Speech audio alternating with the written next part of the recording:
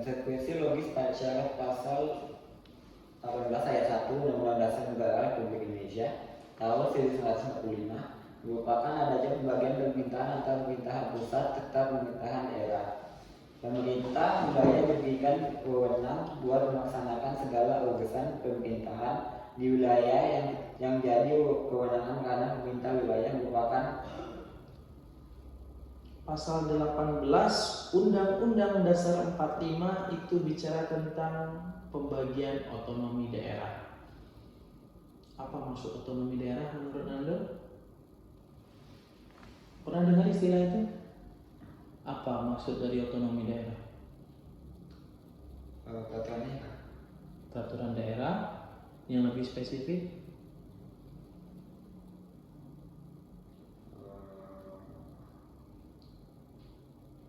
Memberikan oleh pemerintah pusat untuk diberikan kepada daerah. Oke, jadi begini ya. Bicara soal pasal 18 itu baru dibuat dan di amandemen pada saat era reformasi. Era Orde Baru dan Orde Lama belum ada tuh tentang otonomi daerah. Tapi setelah memasuki era reformasi, otonomi daerah diatur. Kenapa? Pemerintah pusat tidak bisa mengatur seluruh wilayah 34 provinsi ini. Jadi intinya pemerintah pusat memberikan kewenangan kepada pemerintah daerah untuk mengatur dan mengurusi urusan rumah tangganya sendiri. Pendidikan, kesehatan, infrastruktur dan lain-lain, termasuk pembiayaan pajak, ya kan? Tapi kalau soal tentang keuangan, kembali lagi ke pasal 23 tentang APBN, anggaran pendapatan belanja negara. Itu berasal dari mana, Bang? 33. Seluruh kekayaan alam yang berada di wilayah Indonesia adalah milik negara untuk kemakmuran dan kesejahteraan rakyat. Jadi ada beberapa hal yang dikecualikan oleh otonomi daerah. Misal, pemerintah Provinsi Bengkulu memiliki tambang emas. Boleh nggak, Bang, pemerintah Provinsi Bengkulu eksploitasi tambang emas itu? Tidak boleh, kecuali ada izin dari pemerintah pusat. Biasanya nanti pemerintah pusat yang turun tangan. Contoh yang di Papua. Apakah boleh masyarakat Papua mengelola itu? Tidak. Kalaupun boleh hanya berapa persen. Sepenuhnya harus dipegang oleh pemerintah pusat untuk kemakmuran dan kesejahteraan rakyat seluruh Indonesia. Sila kelima. Jadi kalau kita kembali kepada soal, pertanyaannya adalah yang jadi kewenangan ranah pemerintah wilayah. Pemerintah wilayah itu sama kayak pemerintah daerah, baik daerah provinsi maupun kota atau kabupaten, merupakan Kebijakan pendidikan. Oke, kita bahas sedikit. Peradilan, Bang, atau justisi? No, peradilan itu kewenangan dari pemerintah pusat. Bang, di daerah kita kan ada pengadilan negeri dan pengadilan tinggi. Ingat, mereka masih di bawah Mahkamah Agung. Mahkamah Agung sedangkan itu ada di pusat. Berarti kan ada hubungannya dengan pemerintahan pusat. Politik luar negeri. Oh, mana boleh gubernur berhubungan langsung dengan pemerintah negara lain. Politik luar negeri hanya boleh dilaksanakan dan dilakukan oleh pemerintah pusat. Pertahanan serta keamanan itu dipegang oleh TNI Polri, semuanya dikomandoi oleh pusat. Moneter serta fiskal nasional, ngomongin tentang keuangan negara. Itu juga tadi saya bilang, ada beberapa hal yang dikecualikan. Memang boleh pemerintah Bengkulu meminta pajak sama rakyat Bengkulu untuk APBD, keuangan yang ada di daerah. Ya. Tapi dalam hal tadi contohnya misal memiliki kekayaan dalam bentuk tambang emas, itu harus diserahkan kepada negara. Pembangunan jalan tol, tanahnya Nando kepake untuk buat jalan tol, Nando tidak boleh marah. Walaupun Nando nggak diganti rugi, tidak boleh marah. Karena kenapa? Balik ke pasal 33. Tapi pemerintah tidak sekejam itu, pasti diganti rugi, bahkan diganti untung. Tapi Bang, kok kasusnya ada yang korupsi bang, pembangunan jalan tol di Provinsi Bengkulu. Nah, itu ada oknum nakal. Jadi jawaban nomor 15 adalah yang C. Pendidikan. Kebijakan pendidikan di setiap daerah itu beda-beda Nando. Contohnya dalam peristiwa Covid kemarin, pandemi ya. Di Jakarta sudah sistem WFH atau sistem kalau sekolah itu pakai Zoom meeting, ya kan? Atau pakai daring. Di Bengkulu waktu itu belum, kita masih tatap muka. Kota Bengkulu daring, tapi di kabupaten-kabupaten daerah seperti di Rejang Lebong, di Sleman, mereka belum daring, ya kan? Artinya kebijakan pendidikan setiap daerah akan berbeda-beda. Makanya kewenangan pemerintah wilayah atau pemerintah daerah kebijakan pendidikan. Oke, next, mantap, nomor 16. Trio mempelajari makna semboyan Bhinneka Tunggal Ika. Trio menunjukkan perilaku kerjasama yang sesuai semboyan tersebut. Trio sebaiknya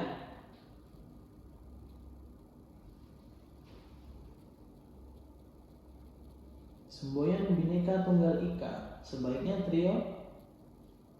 Arti Bhinneka Tunggal Ika apa Nando?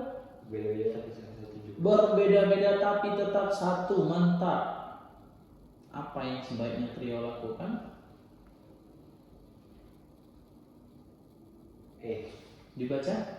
Mau bergaul dan bersahabat dengan teman tanpa membedakan suku dan asal daerah. Mantap. Kenapa tidak yang B? Yang B juga sama-sama mau bergaul dengan melaksanakan keyakinan agama teman. No, nggak boleh. Berbeda-beda itu harus menghargai dan menghormati, bukan ikut melaksanakan. Tapi banyak tuh di TikTok, entah main-main, entah serius ya. Ada yang ikut sholat Jumat di masjid biar dapat nasi kotak. Pas ditanya, apa agama kau? Agama saya Kristen katanya. Entah main-main, entah serius ya. Ada juga yang pengen ikut ke gereja, yang penting dapat angpau atau apa kayak gitu kan. Artinya ya entah itu main-main, entah gimana ya. Harusnya itu nggak boleh. Yang namanya agama itu bukan untuk main-main. Yang lagi rame nih kasusnya Baim sama istrinya itu ngeprank polisi. Ya main-main ya sama polisi. Mentang-mentang kasusnya Lesti sama Rizky Bilar lagi rame ya. Udah dilaporkan, hampir sekarang udah mau diusut ya, mau jadi tersangka ya.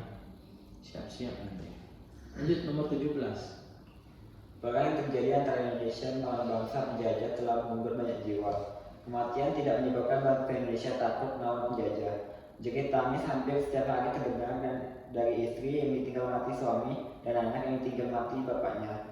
Mereka tidak bisa tidur dengan nyenyak karena serangan terjadi pada malam hari. Hari demi hari dilalui dengan perasaan takut serta ada rasa cemas yang tidak berkesudahan. Suasana kebatinan yang terlihat dari wacana di atas ialah Suasana kebatinan itu clue dari nomor 17 itu Nando. Tiap Indonesia tidak nyaman karena semua orang hidup seperti di penjara. Perhatikan ceritanya, terus anggap Nando sedang ada di posisi itu. Tiap malam Nando mendengar suara istri yang menangis ditinggal mati suami dan anak ditinggal mati bapaknya. Mereka tidak bisa tidur dengan nyenyak karena serangan terjadi pada malam hari. Hari demi hari dilalui dengan perasaan takut dan rasa cemas yang tidak berkesudahan. Suasana kebatinan, artinya apa yang Nando rasakan apabila Nando ada di posisi itu? Situasi itu sangat mencekam. Nah, itu dia. Situasi sangat mencekam. Kalau kita menjawab yang B, setiap daerah Indonesia tidak ada yang aman karena semua orang hidup seperti di penjara. Soal di nomor 17 tidak ada menceritakan setiap daerah di Indonesia, no. Dia hanya bertanya apa suasana kebatinan yang ada di posisi itu. 18. Niko sedang menanti bus di halte. Ketika bus datang, Niko mempersilakan seorang nenek-nenek untuk naik duluan. Ketika dalam perjalanan, Niko memberikan tempat duduknya kepada seorang ibu muda yang sedang meminum wine. Berdasarkan wine tersebut, Niko menunjukkan sikap Pertama, dia mempersilahkan nenek untuk naik duluan. Kedua, dia mempersilahkan ibu yang sedang menggendong bayi untuk duduk. Itu sikap apa, Nando?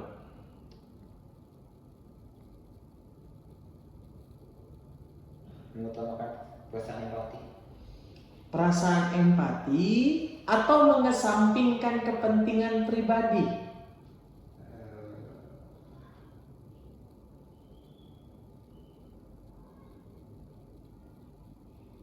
Empati. Tidak mau yang pribadi? Mantap. Kenapa bang bukan yang B bang? Banyak siswa yang terjebak dengan jawaban B. Mengesampingkan kepentingan pribadi. Saya tanya, emangnya di sini Niko rela turun dari bis demi memberikan duduknya sama ibu tadi? Tidak, saya bilang. Kalau soalnya mengatakan Niko rela tidak naik bis, dia rela jalan kaki ke kantor, itu baru jawabannya B. Ya kan? Kepentingan pribadinya dia terlambat. Tapi dengan cara dia berdiri di bis itu, apakah dia tidak sampai untuk kepentingan pribadinya berangkat ke kantor? Kan tidak. Lebih kepada rasa empati. Empati itu apa bang? Lebih dari sekedar simpati. Simpati itu, kasihan ya. Tapi kalau empati dia lakukan. Semua orang akan beranggapan bahwa itu harus dilakukan. Saya waktu di Jakarta kemarin naik KRL, naik MRT, banyak tuh orang yang tidak punya empati. Ibu-ibu tegak, dia badannya besar, sambil gendong anak. Sedangkan cowok-cowok masih muda, itu nggak mau dia gantian. Coba, artinya apa? Empati ini masih sangat kurang rasa empati itu di negara kita ini. Jadi Nando kalau ketemu orang yang lebih membutuhkan, silakan berikan kesempatan pada mereka ya. Apalagi nanti kalau sudah jadi perwira. Lanjut 19. Pada Kabinet Dirgantara 1 tanggal 27 Agustus 1964, Bung Karno mengangkat Saifuddin Shufri sebagai Menteri Agama. Bung Karno terkesan oleh kepribadian dan sikap amanah yang ditunjukkan oleh Saifuddin kala diberikan kepercayaan. Sebagai Menteri Agama, Saifuddin kembali menunjukkan sikap tersebut. Suatu ketika, Muhammad Saifuddin Dahlan, adik iparnya, mendatangi kantor Saifuddin. Dia memaksa meminta Saifuddin mengangkatnya ke tanah suci untuk menunaikan ibadah haji dengan menggunakan fasilitas Kementerian Agama yang dipimpin oleh Saifuddin. Benar hal itu, Saifuddin menolaknya. Sebagai orang yang biasa dan mengingat kondisi perekonomianmu belum memungkinkan, sudah layak jika Departemen Agama mengajukanmu. Apalagi kamu pernah beliau dalam perang kemerdekaan. Tetapi ada satu hal yang menyebabkan aku tak mungkin bantu melalui haji departemen. Karena kamu adikku. Coba kamu mengenai, sudah lama aku hajikan, tutup Saifuddin. Nilai integritas yang dapat diambil dari kisah tokoh Saifuddin Shufri adalah, ingat pertanyaan adalah kisah hidup integritas dari Saifuddin Zuhri. Saya ceritakan sedikit ya, biar mudah ini. Saifuddin itu jadi Menteri Agama. Saifuddin Zuhri jadi Menteri Agama. Kemudian adiknya tadi yang bernama Zainuddin Dahlan menemui dia. Bang, abang kan sudah jadi menteri nih bang. Tolong bang bantu saya untuk berangkat haji bang, pakai dana fasilitas negara bang. Karena Zuhri ini adalah orang yang berintegritas, dia bilang, saya tidak bisa memberangkatkan kamu. Di garis bawahi, saya tidak bisa memberangkatkan kamu karena kamu adik ipar saya. Coba kamu orang lain, sudah lama aku hajikan. Andaikan dia ini orang lain, bukan keluarga, bukan adik ipar, bukan saudara dan lain-lain, udah dihajikan. Kenapa bang diberangkatkan? Karena Zainuddin Dahlan tadi sangat berpengaruh dalam perang mendapat kemerdekaan. Dia juga merupakan pahlawan bangsa. Tapi Saifuddin Zuhri tidak mau. Dia omong orang beginilah, begitulah, mentang-mentang ada ipar diberangkatkanlah. Andaikan Nando jadi adiknya tadi, apakah Nando mengatakan abang ipar itu adalah orang yang adil? Orang lain diberangkatkan bang, justru saya ada ipar abang tidak diberangkatkan. Apakah Nando akan menilai abang Nando itu adil? Tidak adil pastinya kan. Tapi kan bagi orang lain adil, tapi menurut Nando tidak adil. Seperti itu. Maka dari itu jawaban yang lebih tepat adalah tidak mungkin kan Nando tiba-tiba bilang, wih abang adil bang, tidak berangkatkan Nando, orang lain diberangkatkan. Kan tidak mungkin kan. Jadi menurut Nando jawaban yang lebih tepat adalah, ingat, Saifuddin Zuhri tidak mau diomongin orang. Dia orang yang berintegritas. Dia baru saja dilantik. Nanti jadi bahan omongan orang. Ada iparnya diberangkatkan haji pakai dana fasilitas negara, maunya gratisan. Kan tidak mungkin. Jadi tokoh Saifuddin Zuhri terpaksa menolak. Artinya Saifuddin Zuhri orang yang berintegritas. Dalam hal peduli. Kalau dia peduli, pasti adiknya bilang. Kalau Nando jadi adiknya nih, apakah Nando bilang abangnya peduli? Abang pedulinya dengan aku bang.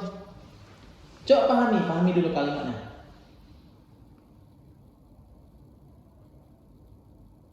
Nando tidak diberangkatkan, sedangkan orang lain diberangkatkan. Padahal Nando adalah adik ipar sendiri.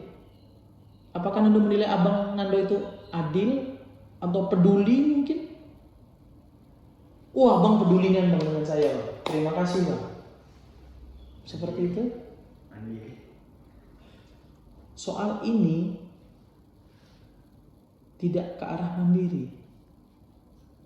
Karena Saifuddin Zuhri menolak permintaan dari adiknya. Kalau mandiri itu soalnya begini. Saifuddin Zuhri menjalankan perintah tugas dari atasannya, yaitu Bapak Presiden, untuk menjalankan tugasnya secara sendiri. Tidak mau dibantu oleh orang lain, itu mandiri. Tapi dalam hal ini tidak. Disiplin, itu dia maksud saya. Ini abangnya. Kenapa abangnya tadi menolak? Dia tidak mau disebut sebagai orang yang KKN. Apa panjang KKN? Bukan kuliah kerja nyata ya. KKN apa panjangnya? Korupsi, terus kolusi, kolusi dan nepo. Korupsi itu yang ngambil duit aja, mau menang sendiri, uangnya diambil. Kalau kolusi bang, bayar sesuatu. Misal, Nando mau buat KTP, dicapil, biar lancar. Ini pak ada titipan dari Gaek. Duit 100 itu kolusi namanya. Pakai duit biar licin, biar lancar bang, pakai duit. Kalau nepotisme, orang dalam tadi. Jadi nanti yang ditakutkan oleh abangnya tadi dia omong nepotisme. Kalau dia diomong nepotisme, nanti diomong menteri yang tidak disiplin. Iya kan? Iya enggak? Iya. Disiplin itu apa artinya bang? Sederhana. Mengikuti aturan yang berlaku. Kita telat pergi ke sekolah, berarti tidak disiplin, tidak taat aturan. Kita bajunya disuruh masuk tapi dikeluarkan, tidak disiplin. Rambut disuruh rapi tapi gondrong, tidak disiplin kalau di sekolah. Tapi kalau dalam dunia pemerintahan, yang namanya KKN itu melanggar aturan. Tak boleh. Termasuk Nando nanti ketika jadi lulus anggota Polri, tak boleh KKN Nando. Ya, harus jauh dari kata KKN, harus disiplin. 20. Akhirnya Mudika adalah seorang WNI. Ia mengaku bahwa dirinya tidak berdarah Indonesia, tetapi yang seringkali memakai batik dan tampilannya di mancanegara. Perilaku yang dilakukan Agnes tersebut mencerminkan nilai-nilai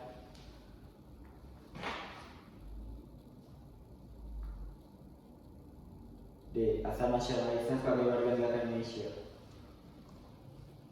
Walaupun di situ dikatakan bahwa tidak berdarah Indonesia, tapi ingat Agnes Monica adalah seorang WNI. Banyak kok orang-orang yang WNA jadi WNI di Indonesia. Tapi dia tetap menggunakan batik dalam penampilan mancanegara. Berarti dia memiliki rasa cinta Indonesia atau nasionalis. Mantap. 21. Saudara sangat mencintai kesenian, terutama tari-tarian khas Indonesia. Ia telah menguasai 10 jenis tari daerah Indonesia. Saudara bertekad tampil dalam pentas tari tingkat internasional untuk menunjukkan keragaman tari Indonesia kepada masyarakat dunia. Kecintaan saudara berdasarkan keterangan tersebut menunjukkan adanya rasa nasionalisme. Kenapa bukan patriotisme? Bedanya apa antara nasionalisme dengan patriotisme, Nando?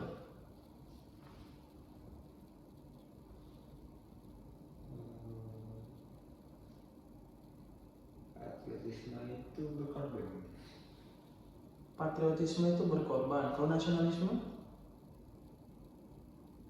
tidak berkorban. Lawannya, Bang. Bukan. Nasionalisme itu karena cinta. Jadi begini ya.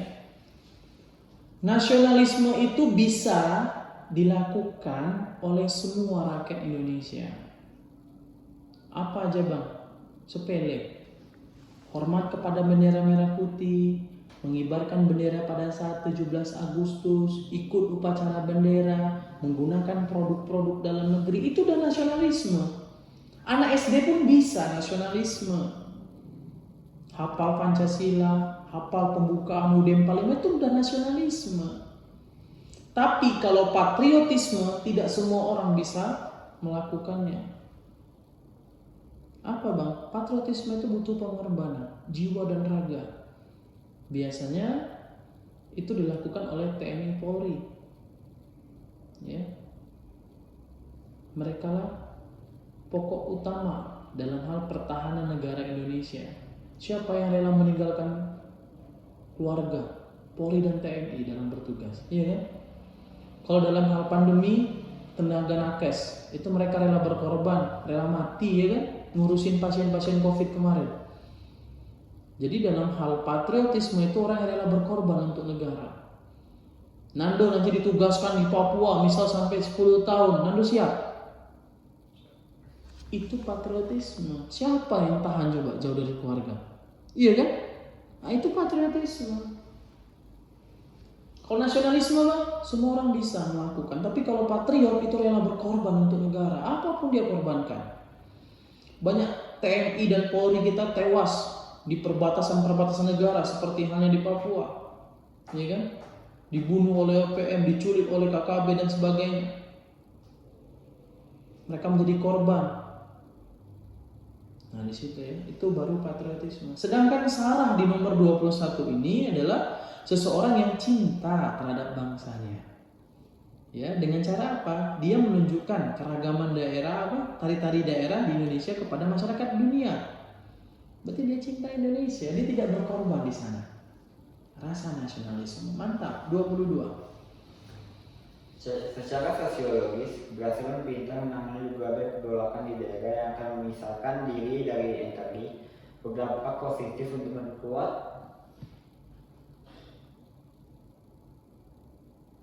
banyak di daerah yang melakukan pergolakan untuk memisahkan diri dari Indonesia. Tapi pemerintah berhasil menangani itu. Apa dampak positifnya untuk memperkuat? Dulu ada GAM dari Aceh. Sekarang ada OPM KKB dari Papua. Tapi pemerintah berhasil menangani pergolakan itu. Membuat mereka tetap bertahan menjadi bagian daripada Indonesia. Itu memperkuat apa? integrasi nasional. Apa maksud integrasi nasional? Integrasi nasional adalah terbentuknya rasa persatuan dan kesatuan. Ketika tidak jadi cerai, tidak jadi lepas dari Indonesia, berarti mereka tetap bersatu. Aceh semakin solid dengan Indonesia. Papua sekarang juga semakin solid dengan pemerintah pusat. Karena mereka diistimewakan, ya kan? Agar kenapa? Agar tidak memberontak lagi. Di Aceh diberikan kesempatan untuk menegakkan hukum agama, hukum Islam di sana. Makanya istilahnya Nanggro. Nanggro itu artinya apa? Negara. Nanggro Aceh Darussalam, negara Aceh yang menganut hukum Islam. Dibolehkan di sana mereka menegakkan hukum mereka sendiri. Ya, daripada nanti minta pisah lagi. Papua bang, apa diberikan kekhususan? Papua menjadi otonomi daerah khusus saat ini. Contohnya kemarin diadakan PON di Papua dan lain-lain, ya. Karena kenapa? Papua merasa dianaktirikan. Oh, kami tidak pernah diperhatikan selama ini, bla bla bla bla bla bla. Tapi kekayaan kami diambil terus, biar tidak marah terus, akhirnya diistimewakan. Jogja juga diistimewakan, ya kan? Di situ nggak ada yang namanya pemilihan gubernur, kesultanan di sana. Lanjut, nomor 22 berarti E ya. Integrasi nasional adalah terbentuknya rasa persatuan dan kesatuan. 23. Dalam konsep negara kesejahteraan atau welfare state, maka fungsi negara adalah fungsi negara dalam konsep kesejahteraan. B. Memberikan pelayanan kepada masyarakat dan rangka meningkatkan kesejahteraan umum warga negara. Mantap, udah jelas ngomongin kesejahteraan. Cari saja jawaban tentang kesejahteraan. Sila keberapa itu kalau ngomongin kesejahteraan? Mantap. Simbolnya apa sila kelima? Mantap, itu yang abang suka. 24. Pemerintah lokal atau daerah Indonesia diatur dalam pasal 18 Undang-Undang 1945. Dari pasal tersebut dapat disimpulkan beberapa hal di bawah ini kecuali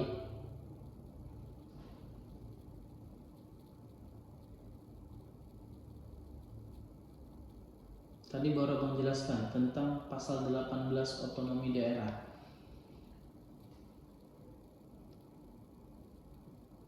Kecuali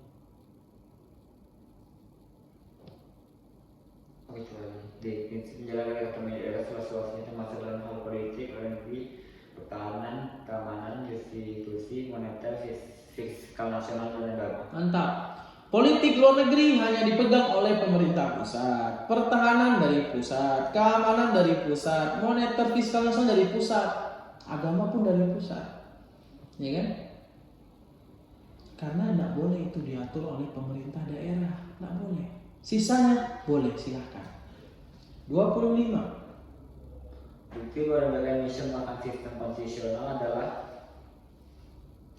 apa buktinya kalau Indonesia menerapkan sistem konstitusional? Jawab dulu nanti baru kita bahas apa itu D. konstitusional. Memiliki perangkat perundang-undangan. Negara memiliki perangkat perundang-undangan. Setiap pelanggaran dikenai hukum. Atau yang C? Coba pelan-pelan dulu.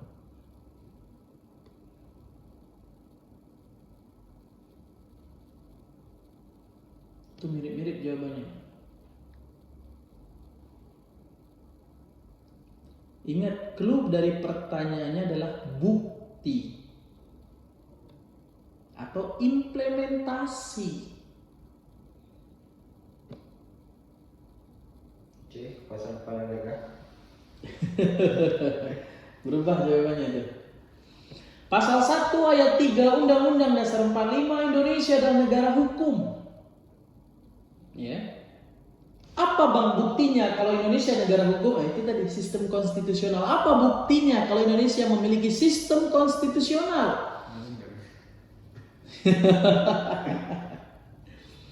Negara memiliki perangkat perundang-undangan bang.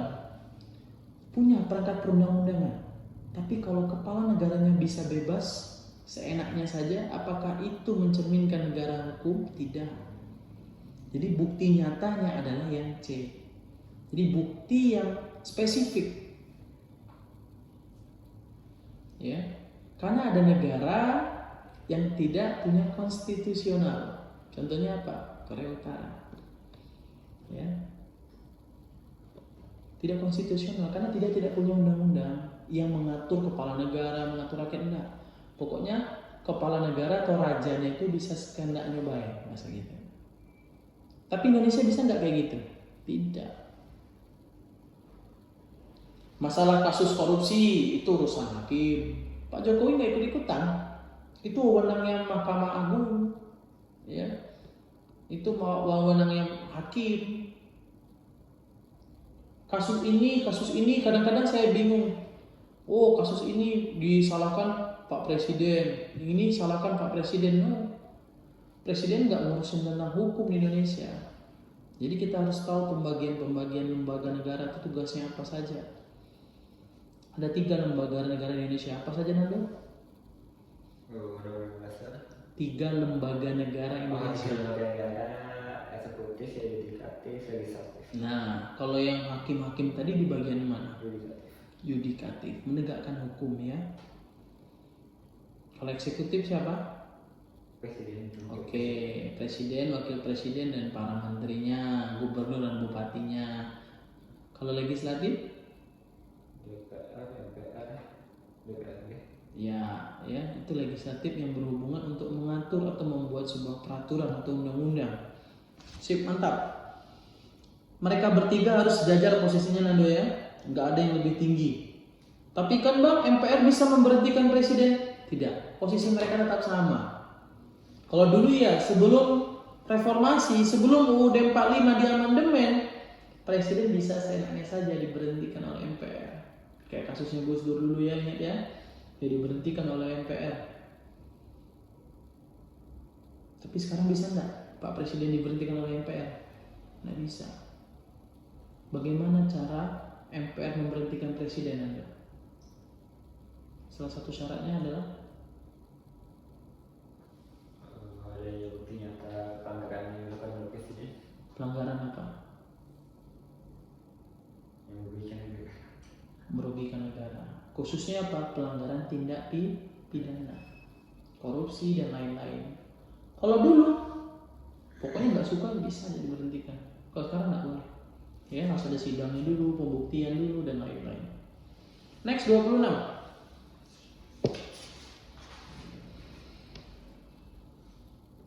D. Yang menjadi warga negara menurut pasal 26 ayat 1. Coba dibaca. D. Orang berinisiasi dengan bangsa lain yang disahkan dengan undang-undang serta warga negara. Nah, udah sederhana seperti itu ya. Karena bukan hanya bangsa asli Indonesia yang boleh menjadi WNI, tapi bangsa asing juga bisa. Yang penting mereka diakui oleh negara berdasarkan undang-undang. Lanjut 27. Nasionalisme sangat penting dimiliki oleh setiap pegawai ASN. Bukan hanya sekedar wawasan saja, tapi utamanya hanya mampu mengaktualisasikan nasionalisme dalam menjalankan fungsi dan tugasnya sebagai setiap pegawai ASN. Kita ganti kalimatnya. Nasionalisme sebagai sangat penting dimiliki oleh setiap anggota Polri. Ya, dalam menjalankan fungsi dan tugasnya sehingga setiap anggota Polri memiliki Rasa cinta tanah air yang tinggi. rasa cinta tanah air yang tinggi dan Mampu menjalankan fungsinya sebagai pelayanan publik yang berintegritas dan profesional. memiliki rasa cinta tanah air yang tinggi. Saya tanya sama Nando, apakah ada rasa cinta tanah air yang tidak tinggi?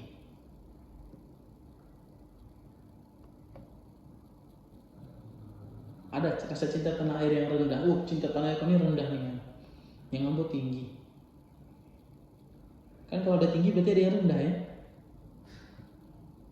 Ada terang, ada gelap, ada tinggi, ada rendah. Ada putih, ada hitam.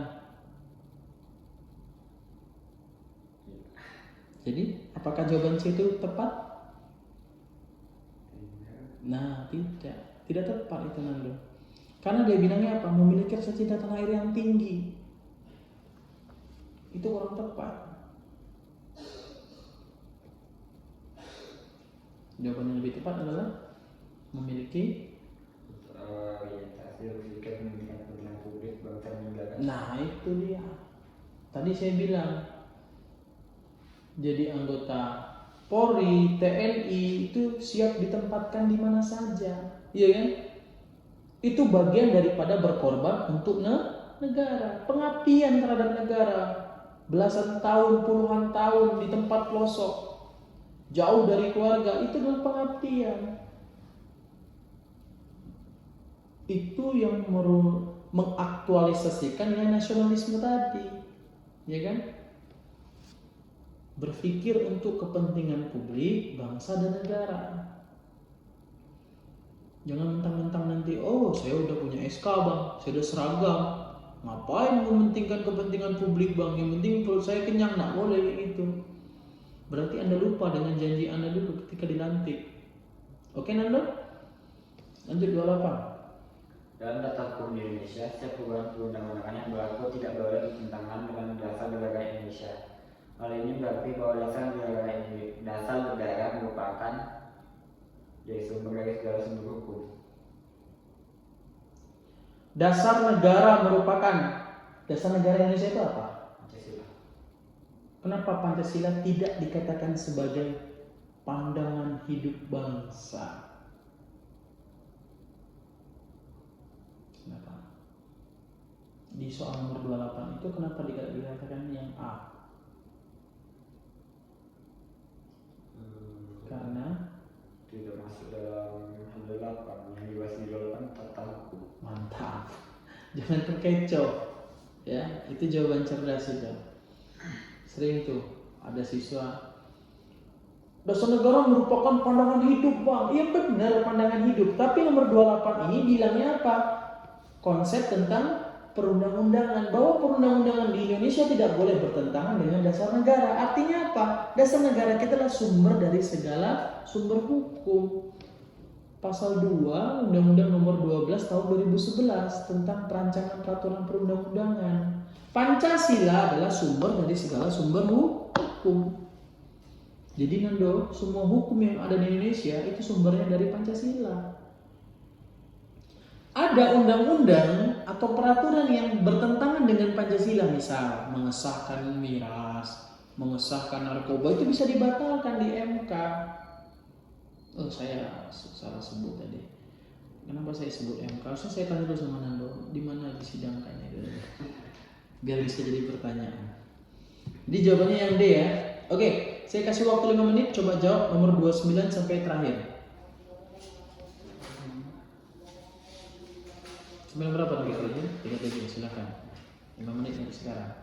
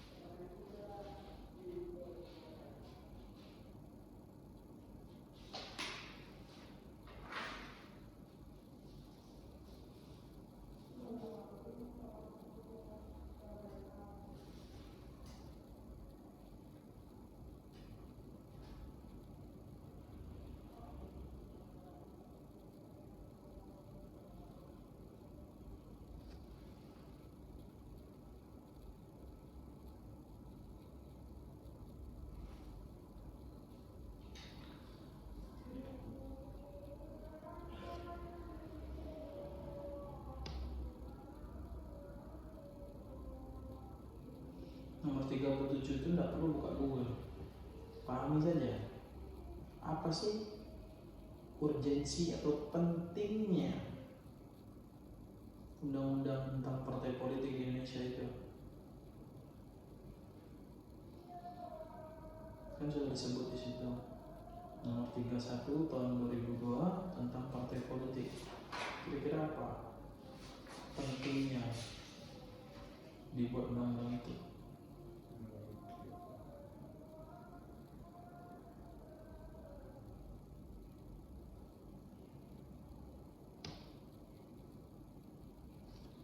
Habis waktunya.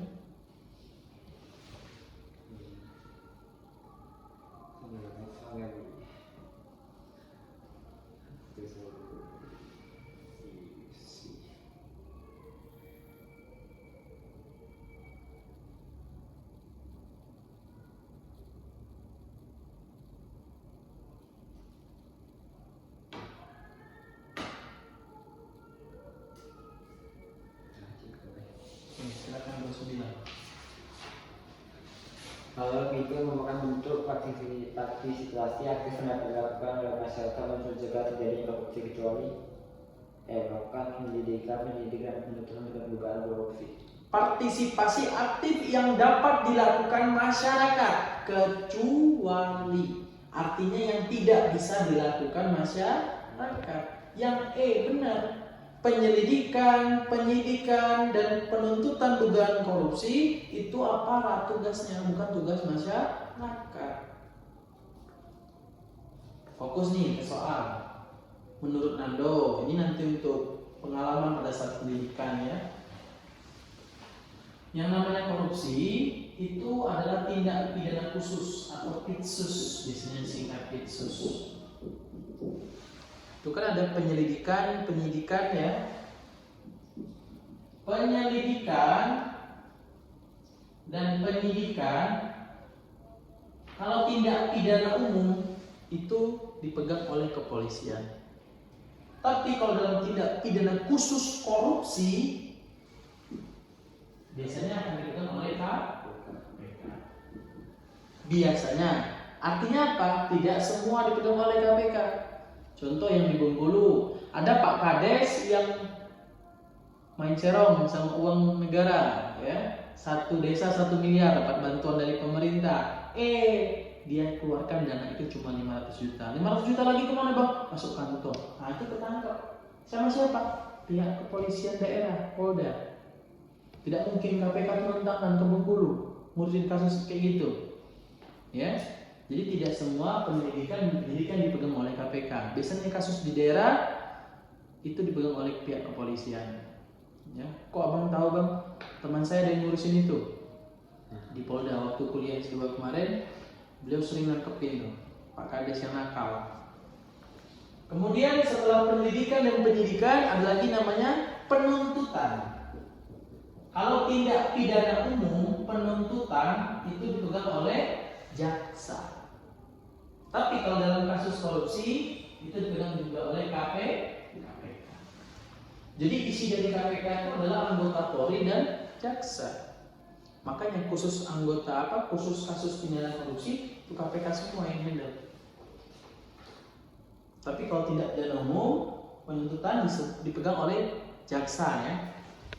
Itu ilmu dalam hukum pidana. Nanti ketika pendidikan Anda tidak bingung. Lanjut 30.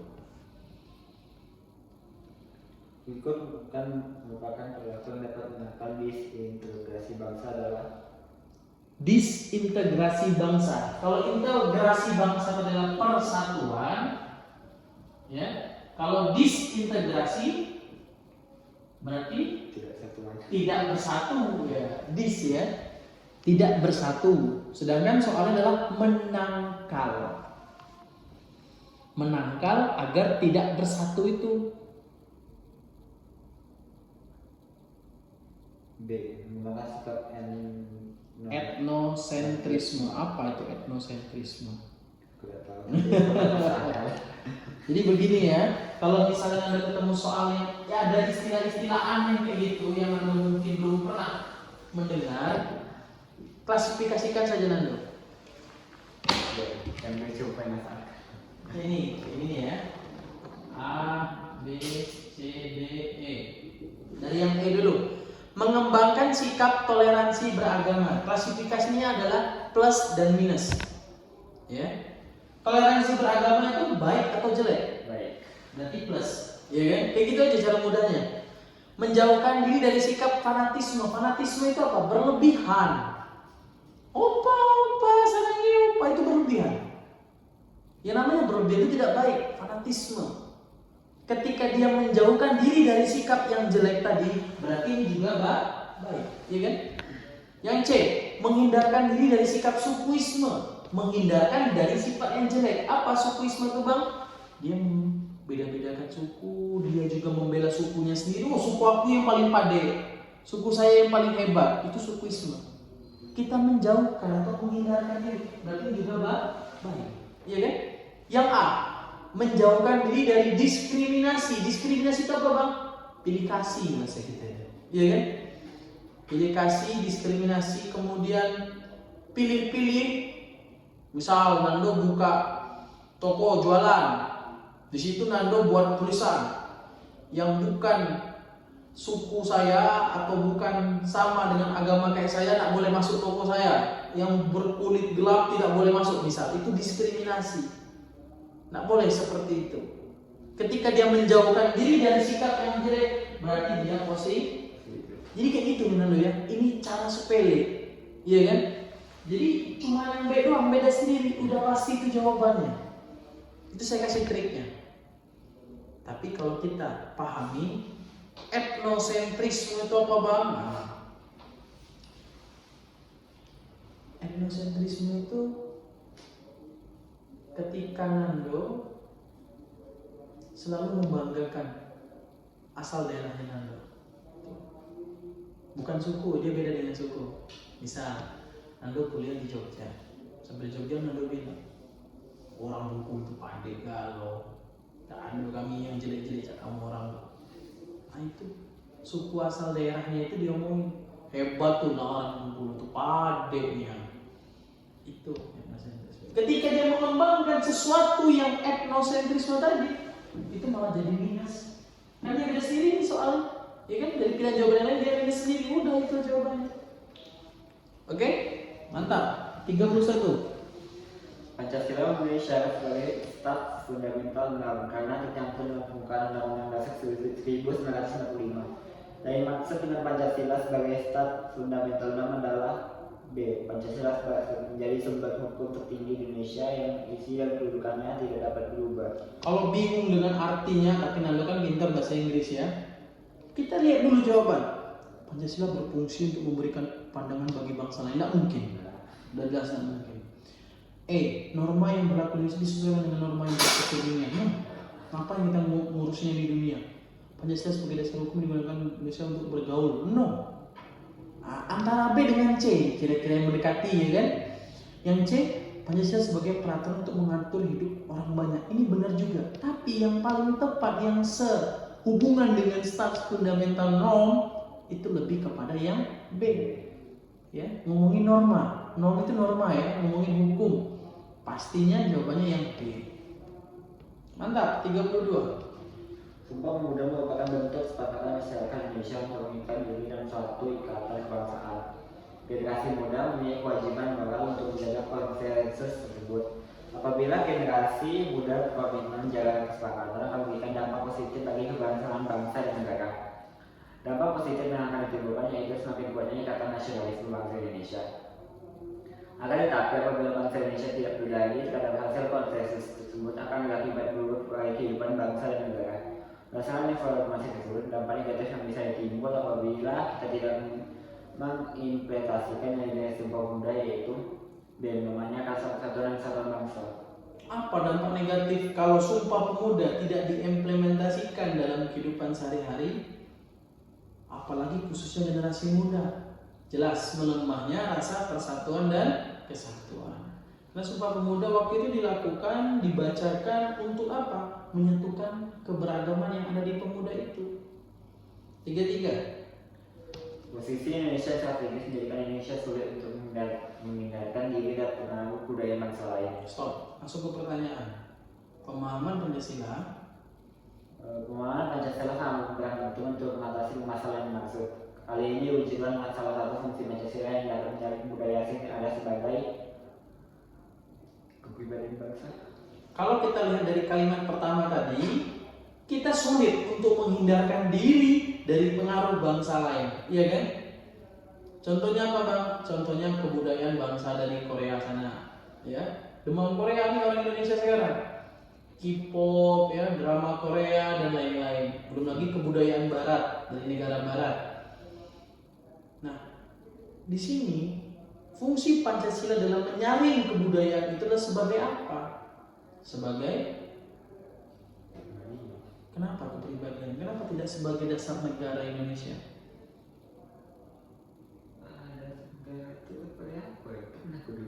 Karena pribadi aja bang. Oke, jadi begini ya. Indonesia itu sudah punya kepribadiannya sendiri. Bukan hanya Indonesia, kita saja manusia punya kepribadiannya masing-masing. Nando saja dengan Vino walaupun kakak beradik kandung itu punya kepribadian yang berbeda. Padahal saya cuma lihat di kelas, saya tahu kepribadian kalian berbeda walaupun kandung. Apalagi negara punya kepribadian sendiri.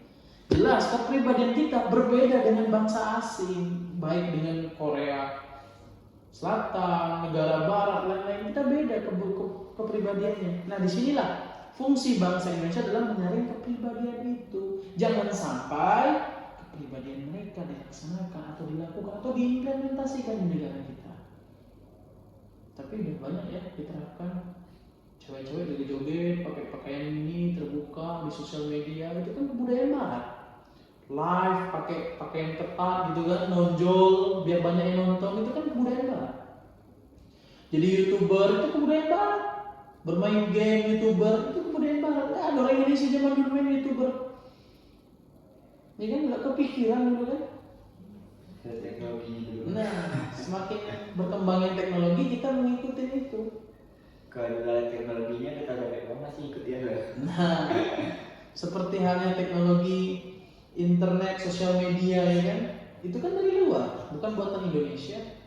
YouTube, TikTok, ya kan, Facebook itu kan bukan buatan Indonesia. Kita memakai produk dari luar, kan kita ngikutin produk luar, ngikutin kebiasaan mereka, buat status, ya kan, nge-share video, dapat like, comment, subscribe. Nah itu yang harus kita saring. Yang baik boleh kita ambil, yang jelek kita buang. 3-4. Langsung pertanyaan. Buyung sama mencintai timnas, sebenarnya sikap yang ditunjukkan Buyung adalah, Nah, dia mencintai timnas, tapi dia mengejek dan merendahkan timnas negara lain, negara Malaysia, ya. Itu sikap yang seperti apa? etnosentrisme. Nah, tadi etnosentrisme kan saya bilang. Bang, tadi kan saya belum tahu etnosentrisme. Etnosentrisme tadi membangga-banggakan asal daerahnya. Artinya jawabannya adalah yang jelas bukan nasionalisme ya. Nasionalisme memang boleh cinta terhadap NKRI, cinta sama timnas, tapi tidak menjelek-jelekan negara lain. Kalau menjelek-jelekan negara lain itu namanya chauvinisme. Soal ini kemarin keluar. Dia bangga terhadap negaranya, tapi dia merendahkan bangsa lain. Itu chauvinisme, tak boleh. Itu sesuatu yang jelek. Lanjut, 35. Berikut yang menjadi alasan penunjukan sikap saling menghormati antara pemeluk agama adalah memperkuat persatuan dan menghindari konflik. Mantap. Sikap saling menghormati antar pemeluk agama jelas harus memperkuat persatuan dan menghindari konflik. Harus saling menghargai dan menghormati. 36. Cinta pada tanah air dan bangsa dibuktikan dengan cara. Nah ini nih, banyak sekali yang keliru di jawaban soal nomor 36 ini. Bagi yang beragama memang dia akan bersih tetap stabil.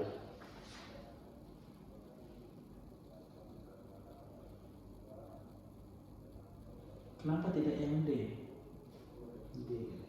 Tidak menggunakan produksi luar negeri meskipun mampu membelinya. Jika cuma berpatokan pada ini di zaman globalisasi itu sulit. Nah, Kalau yang tidak sulit berarti. Ini sepertinya nggak pula karena kita cuma mengurangi, bukan nggak dibolehkan. Kira-kira kalau tidak menggunakan produksi dari luar bisa tidak? Sulit kayak HP kita. Bukan lagi agak sulit, sangat sulit. Iya. Yang pertama sudah jadi kebutuhan masyarakat Indonesia. Yang kedua apa? Nanti marah negara asalnya. Misal kita nggak mau lagi memproduksi Samsung, marah nanti Korea Selatan. Woi, kau memutus kerjasama dengan kami, tidak lagi kami kerjasama dengan kamu kelak. Tidak boleh kalian jual produk lagi di tanah kami. Tidak mau lagi saya bantu kamu misalnya ada apa-apa. Kan jadi masalah, jadi ribut. Jepang misalnya, motor Honda, Yamaha, mobil Toyota, Daihatsu tidak boleh lagi produksi Indonesia. Marah negara Jepang. Wih, tidak ngajak musuhan bang. Ya, jadi selain itu sudah mendarah daging di negara Indonesia, kita juga menghargai antar negara. Nah, kita sebagai rakyat harus bisa mengurangi. Karena nggak bisa kita lepas dari produk luar. Bullshit saya bilang kalau bisa lepas dari produk luar. Ya, Karena negara kita masih mengkonsumsi, bukan memproduksi. Iya, yang negara kita memproduksi yang seimbang kayak berdua. Nah, antara klasifikasi produksi dengan konsumsi lebih ke arah konsumsi gitu ini. Belum memproduksi. Karena belum adanya dukungan dari pemerintah secara maksimal ya. Saking luas Indonesia. Terakhir, jadi jawabannya yang ya, kita kurangi impor barang dari luar. Terakhir, Undang-Undang Nomor 31 Tahun 2022 tentang partai politik Indonesia menyatakan bahwa partai politik perlu diadakan karena merupakan wujud dari pemahaman Pancasila keempat. apa sih pentingnya undang-undang tentang partai politik? Partai politik itu perlu diadakan karena apa? Karena wujud dari pengamalan sila keempat. Sila keempat bunyinya apa?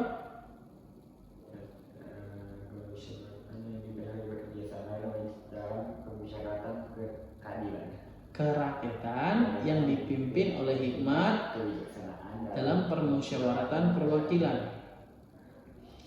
Pengamalan dari sila keempat atau wujud partisipasi masyarakat dalam mengembangkan demokrasi itu mirip itu pilihannya.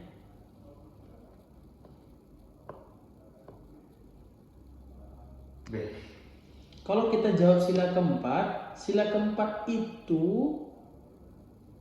hanya menceritakan tentang demokrasinya saja. Tetapi yang namanya partai politik itu adalah salah satu dari wujud aspirasi masyarakat. Bagaimana kita mau mencalonkan putra daerah? Harus menggunakan partai politik tadi. Contohnya DPR, atau gubernur, atau bupati, atau wali kota, atau presiden melalui partai politik. Nggak bisa dia independen. Kecuali kalau wakil presiden bisa, dan seterusnya. Menteri juga bisa ya. Jadi jawaban yang lebih tepat yang A. Oke, sampai sini ada pertanyaan Anda? Kalau tidak ada saya yang bertanya. Nah, saya yang bertanya.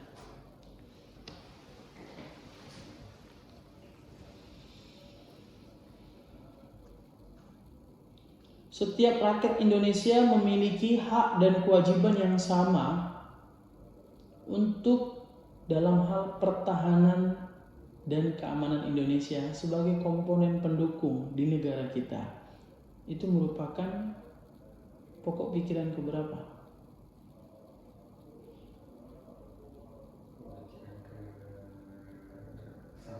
Karena iya, karena sila ketiga. Konsepnya adalah tentang pertahanan, keamanan, itu adalah hak dan kewajiban dari seluruh rakyat Indonesia. Ya, dalam hal komponen pendukung. Kalau komponen utamanya TNI dan Polri. Kemudian simbol-simbol Pancasila ada apa? Sila ketiga apa simbolnya? Sila kelima? Sila keempat? Sila kedua?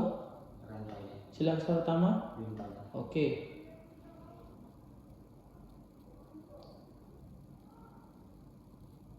tentang pengamalan Pancasila.